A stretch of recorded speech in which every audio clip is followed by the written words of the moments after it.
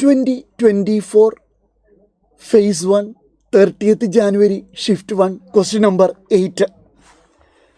Okay, ഒറ്റ നോട്ടം അപ്പം തന്നെ കാര്യം മനസ്സിലായി. EMFs നമുക്ക് ഇലക്ട്രിക് ഫീൽഡിൻ്റെ വാല്യൂ തന്നിട്ടുണ്ട്. ഇവർ E=E0 cos ωt - kx. ഇത് കാണുമ്പോൾ തന്നെ E along x axis ആണെന്ന് മനസ്സിലായി. ഇത് കണ്ടപ്പോൾ നിങ്ങൾ കൃത്യമായിട്ട് മനസ്സിലാക്കണം. ഇനി ഇതിൽ നിന്ന് മനസ്സിലായി ഡയറക്ഷൻ ഓഫ് പ്രൊപ്പഗേഷൻ എന്ന് പറയുന്നത് ഇസഡ് ആക്സിസ് ആണ്. അത് തന്നെ പ്ലസ് ഇസഡാ. അപ്പോൾ നമ്മൾ ഒരു സൂത്രപ്പണി ഒന്ന് ചെയ്തു നോക്കാം. ഇതാണ് ഡയറക്ഷൻ ഓഫ് പ്രൊപ്പഗേഷൻ എങ്കിൽ ഇത് ഇ ആയിരിക്കും, ഇത് ബി ആയിരിക്കും. പോസിറ്റീവ് ഡയറക്ഷൻ ആണെങ്കിൽ ഞാൻ ക്ലോക്ക് വൈസ് എടുക്കും. അപ്പോൾ ഇതെപ്പോഴും എന്തായിരിക്കണം? എക്സ് ആയിരിക്കണം. ഇത് ഉറപ്പായിട്ട് എന്തായിരിക്കണം? വൈ ആയിരിക്കണം. ശരിയല്ലേ? അപ്പോൾ ഡയറക്ഷൻ ഓഫ് പ്രൊപ്പഗേഷൻ എന്തിലാണ് വന്നേക്കുന്നത്? ഇസഡിൽ. അപ്പം ഇത് എക്സ് വൈ. അപ്പോൾ ബി ഉറപ്പാണ്. എല്ലാ ഓപ്ഷൻസിലും ഇത് എന്തിൽ തന്നെയാണ് കിടക്കുന്നത്? വൈ ആക്സിസ് തന്നെയാണ്. ഇനി ബാക്കിയുള്ളത് നോക്കണം.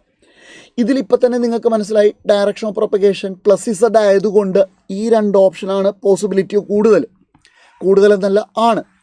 അതിൽ രണ്ടിലേതെങ്കിലും ആയിരിക്കും എന്ത് ആൻസർ വരാൻ പോകുന്നത്.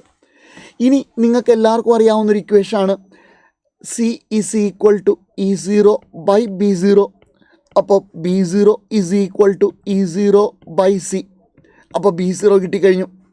അടുത്ത ഡയറക്ഷൻ ഓഫ് പ്രൊപ്പഗേഷൻ എന്ന് പറയുന്നത് നമുക്കറിയാം പ്ലസ് ഇസഡ് ആണ്.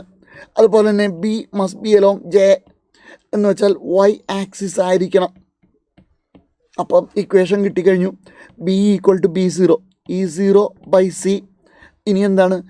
Cos ωt - kz of J cap. ഇതായിരിക്കും ബിയുടെ ഇക്വേഷൻ. സെറ്റല്ലേടാ.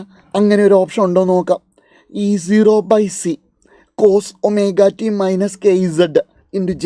അപ്പോൾ നമ്മൾ പറഞ്ഞതിൽ കൃത്യമാണ് ഈ ഓപ്ഷൻ 2 അതിന് കറക്റ്റായിട്ട് മാച്ച് ചെയ്യുന്നുണ്ട്. അടിപൊളിയാണ്. അപ്പോൾ EMFsന്ന് ഒരു ക്വസ്റ്റ്യൻ അങ്ങനെ തന്നെ നമ്മൾ പ്രെഡിക്റ്റ് ചെയ്തിട്ടുണ്ടായിരുന്നു. അത് തന്നെ ഫേസ് 1 വന്നിട്ടുണ്ട്. Okay, thank you.